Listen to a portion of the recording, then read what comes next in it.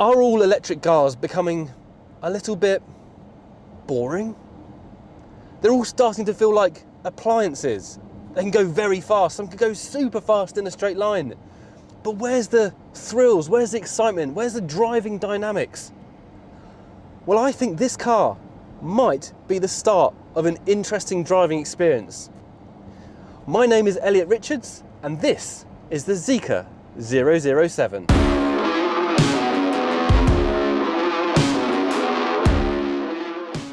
So the 007 is a really interesting car. It's the first car which really breaks away from the Lynk & Co design language. You can see where Stefan Seeloff has had his input. And this is coming into a very crowded segment. So my question is, are they going to compete? Well, the price is absolutely killer. It's priced between $209,000 to $299,000 for this yellow version right here.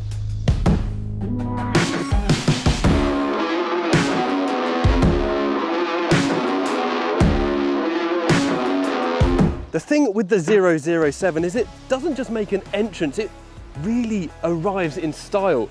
I mean, look at it, it's such a distinctive design, and sedans forever have been quite boring, I think, thanks in big part to Toyota. But now, with Stefan Seeloff and his team, they're making such an impact. I wish the new Xpeng P7 looked more like this than its current design. This really stands out, it's iconic.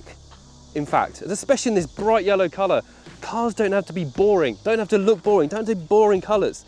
And for me, what I really like, this is all flecked carbon fibre. Don't have a crash, that might be expensive to replace, but it all wraps around with the light bar really subtly hidden underneath here. And I love, this is a great design touch, how this then goes behind the wheel here. It really gives a really very distinctive look to the front end of this car. Now this is the top of the range one, so we've got extra spoilers down here, and that is also in carbon fibre. Definitely not for weight, that's all for looks. This is going to be a heavy car, whichever way you put it, so it doesn't matter if this is carbon fibre or not. And then you can see these carbon fibre parts also wrap round over here into the side skirts. Again, I don't actually like these wheels, but I think they look great on this car, especially with the yellow accents. Really just make it stand out against this rather uninspiring crowd. It kind of just comes in and it kind of just nods to you, say, yeah, I'm here. Bloody brilliant.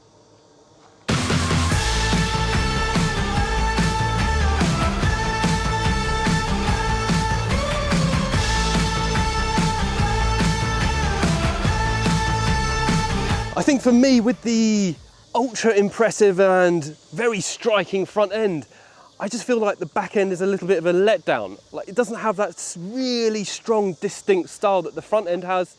And so for me, this doesn't quite work as well. Now, this is a very subtle thing. Design is very dependent on who's looking at the car. You might love this back end, but for me, it kind of humps out here. I'm not really a fan of this pattern. I do love, again, carbon fibre spoiler up here. They've kept the back very subtle, very European in terms of design. The ZEEKR badge is up here. For me, I think this would look great in black at the back, but in this bright yellow colour, it doesn't quite work. The other compromise is obviously the boot with this rather flowing body shape. It means the boot space isn't that big. So the gap, the aperture here is not a great size, and then it's not particularly deep, although you do get a false floor with a little bit of space underneath. So slight compromises here and there. Now this is an EV which really does make driving fun again, even if you're popping to the shops or driving on a seawall like we are today. It can offer that same experience for everyone. I've got all my modes here. I've got my sports mode, I've got my eco mode. It's all on the screen here, very responsive. But even if you're in eco or standard mode as we are today with the air conditioning blasting, it offers an experience that's beyond the regular electric car.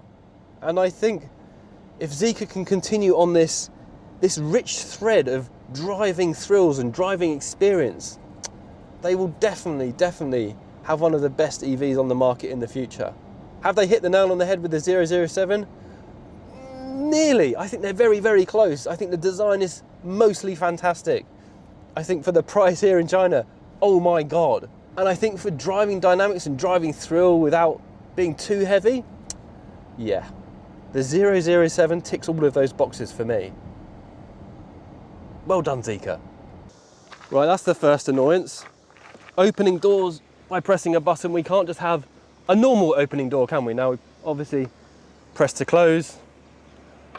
Now, that does frustrate me a little bit. But anyway, the front of the cabin, when it's not coated in sweat, is up there with legacy automakers. In fact, probably exceeds them in some areas, because the material, fixtures and fittings and the quality in here is very high. So we've got this kind of Alcantara all wrapped around here with the lovely Lynk & Co, Geely, ZEEKR kind of design LEDs in here, those little light bars. I think those are great touches. And I love this car has orange seat belts and orange stiction, making it much more premium and upmarket. In front of me, I've got a 15.05 inch screen, which is very fast and responsive. It's got the Qualcomm Snapdragon 826 something chip inside. Basically means it's very fast, very responsive, can do everything you want. This is very similar to the Lynk & Co Z10, but I think a little bit more refined. It just feels a bit smaller. It just feels a bit more well thought out. This is production car. That was a pre-production car. I like the screen in front of me, which is kind of an arc shape. However, there are a few annoyances in here. So first of all, probably too many screens. I've got a screen there, and I've got my heads-up display there, which shows me everything I need to know, but it's also repeated on here and can be repeated on here. So I can see three screens showing the same information. Good news is that the piano black plastic dealer didn't get their eye in on this car. So there's no piano black. It's all this fake leather, which is fine, and this felty Alcantara as well. However, the haptic button man in Geely did get their eye in, because there's haptic buttons on the bottom of the steering wheel, which basically means you touch them and you can't feel any response from them. That is annoying. It's very minor annoyance, doesn't really matter. But the most important thing is the driving feel and how you're sitting. It feels much more like a BMW or a European automaker. This whole driving position, the visibility, it feels much more refined and well thought out than perhaps some of its rivals. And that's where ZEEKR is really beginning to shine, in designing a car for the driver. Now, I think that the rear passengers of the 007 are in for a real treat, because this compares very favourably to its German luxury counterparts. The seat comfort is very, very high. These are soft. The Alcantara material is here in the middle. The leatherette material is here on the outside. Plenty of leg room. My legs do sit a little bit too high. That could be a bit uncomfortable for a long journey. But I do have this very unique armrest here, which has a flippy out bit, a little storage bit, a bit for your phone, which is grippy, so it won't go flying out when you brake suddenly. And I've got two cup holders here. Again, practical, but actually quite premium as well. I really like the back of the 007. They've thought about what people want in the back more than just thinking about the screen experience in the front. Backseat patches are just as important. So you might be questioning, what is this actually like to drive? Because I think for me, like I said before, a lot of EVs have become like appliances. Their driving is secondary to the gadgets, to the tech, to the PR headlines. No one's really focusing on driving, but these guys, ZEEKR, have always had pretty good driving cars. In fact, Geely have some of the best driving cars. I still think Polestar 2 is very high up there in terms of driving dynamics. And I think that's probably the European influence. This car was designed in Sweden, in Gothenburg. So I think some of the European influence is coming into the driving. And if these guys are expanding to Europe and Australia and other regions very quickly, driving experience is something that is unique to EV automakers. No one's really considered what it's like to drive. So enough waffling. What is it like to drive? So drive modes are up here. I've got my reverse drive, and it's just a simple pull down. Normal indicators, no gimmicks here. And I'll just wait for this car to go past. Now the seat belt just pulled me into place to make sure I'm in place. And then these things, the seats will hug me if I'm going around a corner. It will hold me into place, which is absolutely fantastic. So, a few too many bings and bongs, but we're gonna get going. Now, acceleration is brisk and the torque is instant, obviously. It's a very high horsepower electric sedan. It's pretty impressive. That stuff is relatively easy for EV automakers. But how's it handle in the corners? Well, I'm going on probably one of the straightest roads I've ever seen to see if we can test that out. In fact, the first thing I want to test out is the self-driving. So this has something like 1 LiDAR unit, 12, I'll flash it up on screen what this actually has. I can't remember. I currently have COVID, so my brain's a bit fuzzy. But just 2 taps down here, and that's it. I need to keep my hands on the wheel as per legal requirements, but it's driving itself. And it's pretty impressive. This I also tried on the ZEEKR 009. Same system, again, very competent. It's not going out there shouting about we've got the best self-driving in the world like some other companies. It just gets on with the job, and that's a good thing. It becomes like a normal feature that these cars will begin to have. A lot of EVs just don't have that feeling when you're turning like this. And this helps, the grip in the seats really helps keep you in place, but I haven't felt driving dynamics like this. Now, if we take a corner at some quite high speed, we're probably going to feel very much in control. Now, the speed, yeah, it's got no problem with acceleration. That's my camera equipment falling over in the back. But if you're turning around corners really quickly, it grips. It's very planted to the road. You can't really feel the weight, although I think at the ragged edge you can feel it a little bit.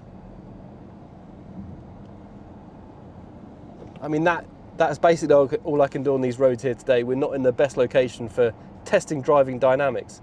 This does have very low profile tyres, as you've probably seen, which means that it does filter through a bit more road noise into the cabin. It doesn't have double thickness glass, it's just single pane glass. But even with that, it's still pretty quiet. Now, talking about braking, gives me lots of confidence, these brakes.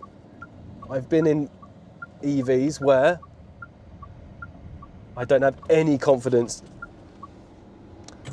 I don't have any confidence in its braking ability, but these are solid, these are really responsive.